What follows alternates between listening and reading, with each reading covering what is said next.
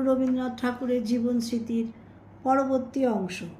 বহুকাল প্রবাসে থাকিয়া পিতা অল্প কয়েকদিনের জন্য যখন কলিকাতায় আসিতেন, তখন তাহার প্রভাবে যেন সমস্ত বাড়ি ভরিয়া উঠিয়া গম গম করিতে লাগিত। দেখিতাম গুরুজনেরা গায়ে জোব্বা পরিয়া সংযত পরিচ্ছন্ন হইয়া মুখে পান থাকিলে তাহা বাহিরে ফেলিয়া দিয়া তাহার কাছে যাইতেন। সকলেই সাবধান হইয়া চলিতেন। রন্ধনের পাছে কোনো ত্রুটি হয়, এই জন্য মা নিজে রান্নাঘরে গিয়া বসিয়া থাকিতেন। বৃদ্ধ কিনুহর করা তাহার তকমাওয়ালা পাগড়ি ও শুভ্র চাপকান পরিয়া দ্বারে হাজির থাকত। পাছে বারান্দায় গোলমাল দৌড়াদৌড়ি করিয়া তাহার বিরাম ভঙ্গ করি, এই জন্য পূর্বেই আমাদিগকে সতর্ক করিয়া দেওয়া হইয়াছে। আমরা ধীরে ধীরে চলি, ধীরে ধীরে বলি, উঁকি বাড়িতে আমাদের সাহস হয় না।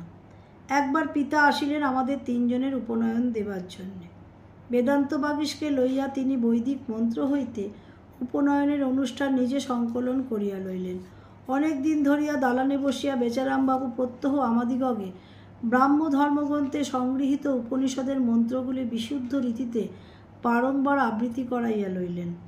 যথাসম্ভব প্রাচীন বৈদিক পদ্ধতি অনুসরণ করিয়া আমাদের উপনয়ন হইল। মাথা মুড়াইয়া বীরবৌলি পড়াইয়া আমরা তিন বটু তেতলার ঘরে 3 দিনের জন্য আবদ্ধ হইলাম।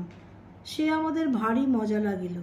পরস্পরের কানের কুণ্ডল ধরিয়া আমরা টানাটানি বাঁধাইয়া দিলাম। একটা বাঁধা বায়া ঘরের কোণে পড়িয়াছিল। বারান্দায় দাঁড়াইয়া যখন দেখিতাম নিচের তলা দিয়া কোনো চাকর চলিয়া যাইতেছে, ধপাধপ শব্দে আওয়াজ করিতে থাকিতাম। তাহারা মুখের ওপর মুখ তুলিয়াই আমাদিগকে দেখিতে পাইয়া তৎক্ষণাৎ মাথা নিচু করিয়া অপরাধ আশঙ্কায় ছুটিয়া পলাইয়া যাইত। বস্তুত গুরুগৃহে ঋষি বালকদের যেভাবে কঠোর সংযমে দিন কাটিবার কথা, আমাদের ঠিক সেভাবে দিন কাটে নাই।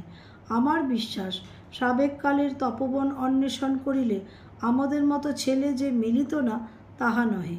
তাহারা খুব যে বেশি ভালো মানুষ ছিল তাহার প্রমাণ নাই। শারদ্বত ও সাঙ্গরাবের বয়স যখন 10-12 ছিল, তখন তাহারা কেবলই বেদমন্ত্র উচ্চারণ করিয়া অগ্নিতে আহুতি দান করিয়াই দিন কাটাইয়াছেন। একথা যদি কোনো পুরাণে লেখে, তবে তাহা আগাগোড়াই আমরা বিশ্বাস করিতে বাধ্য নই, কারণ শিশুচরিত্র নামক পুরাণটি সকল পুরাণের অপেক্ষা পুরাতন। তাহার মতো প্রামাণিক শাস্ত্র কোনো ভাষায় লিখিত হয় নাই। আজ এই পর্যন্ত। পরবর্তী অংশ পরবর্তী দিনে। নমস্কার।